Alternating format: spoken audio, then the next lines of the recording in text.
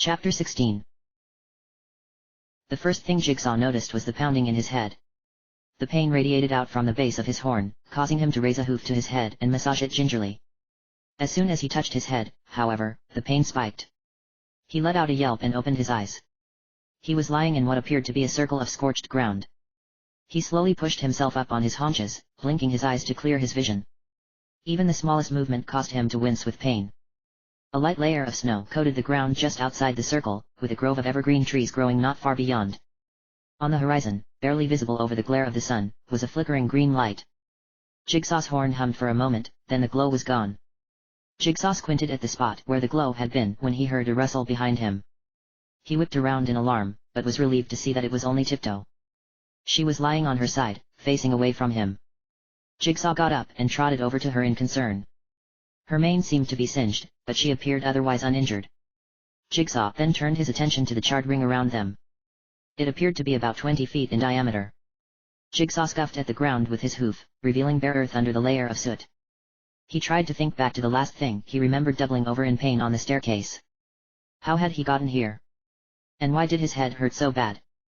He decided the only thing for him to do was to try and wake Tiptoe up. Tiptoe opened her eyes slowly, not quite understanding what she was seeing. Then, as understanding rushed back to her, she jumped back onto her feet and looked around wildly. She was relieved to see a rather startled-looking Jigsaw standing next to her. She threw her hooves around him and hugged him tightly. Jigsaw bit his lip to stop from yelling out in pain. "I'm glad to see you too," Jigsaw said, obviously bemused, "but what exactly is going on?" Tiptoe let go of Jigsaw and said, "You don't remember?" "The last thing I remember, we were climbing up a staircase when I got this horrible pain in my horn. Next thing I knew, I woke up here." Tiptoe nodded. "I suppose that makes sense. You had some kind of fit on the stairs, and the roof caved in up ahead. I tried to get you out but I couldn't move you nearly fast enough. Then this strange light came out of your horn. It looked like that sun symbol we've seen before." "Sun symbol?" Jigsaw said. "Do you think it could have anything to do with the fragment of Celestia?" "It must," replied Tiptoe. "What else could it have been?" I think it was trying to protect me, since I'm carrying it. I can't quite tell, but I get certain feelings from it. They're really vague and unclear, but I think that was a sort of last resort to keep me safe and you just got taken along for the ride." Tiptoe thought this over for a moment before breaking out in a smile. "So does this mean we can't be killed? It's going to keep us safe?" Jigsaw shook his head gravely. "No. It's going to try. I don't know that it will always succeed, and even if it can, I don't think my body can handle it.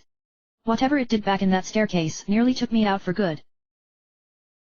Tiptoe's smile gradually vanished as she remembered Jigsaw convulsing on the stairs, his eyes rolling back into his head.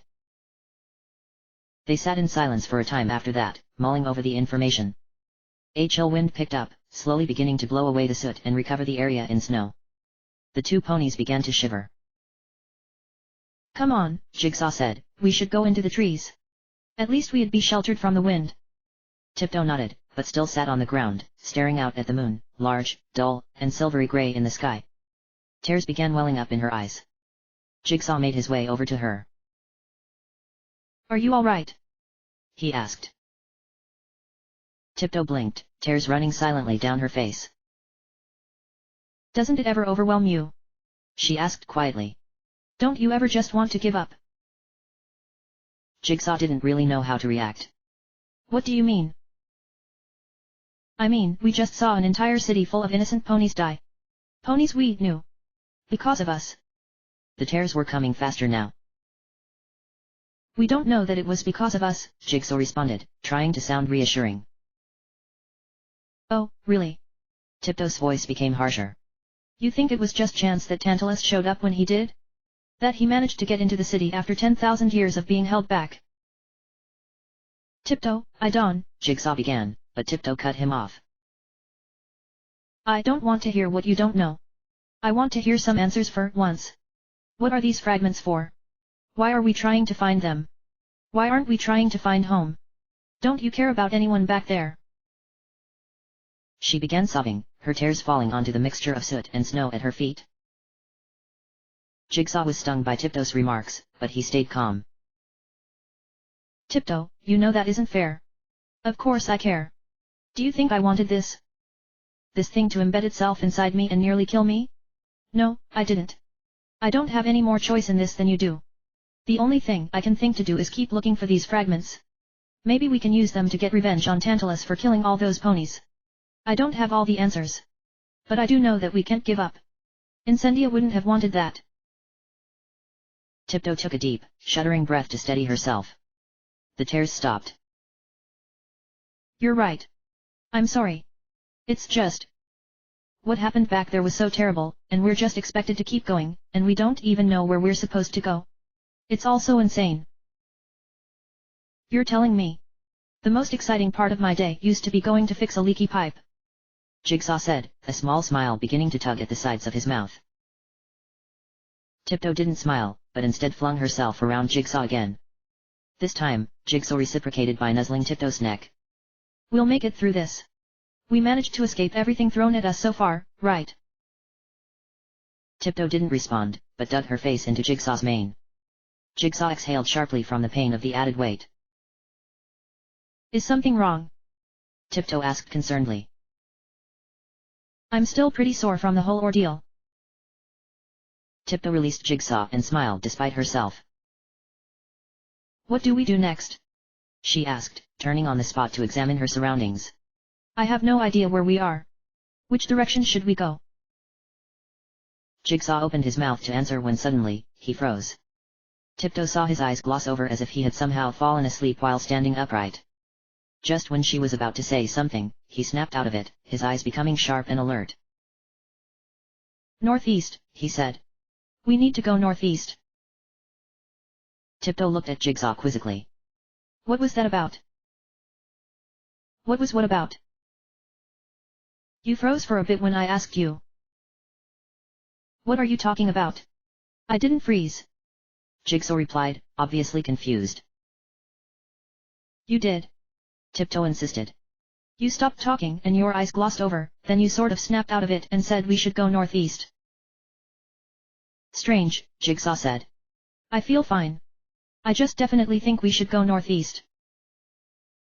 Well, I suppose we don't have any other leads. Tiptoe sounded uneasy. Jigsaw nodded and stretched, attempting fruitlessly to work out some of the soreness that still pervaded his muscles. Together, they set off on hoof into the grove of trees. The tall evergreens provided shelter from the chilly wind, at the cost of blocking out what little light the far-off sun and dull moon provided. Jigsaw lit his horn, though it took rather more effort than he was used to. The small light given off caused strange, spindly shadows to be cast from the tree branches, causing the two ponies to occasionally jump at what they perceived as something stalking right next to them. Invariably, they would let out a nervous chuckle, then continue down the path, eyes still flitting from side to side.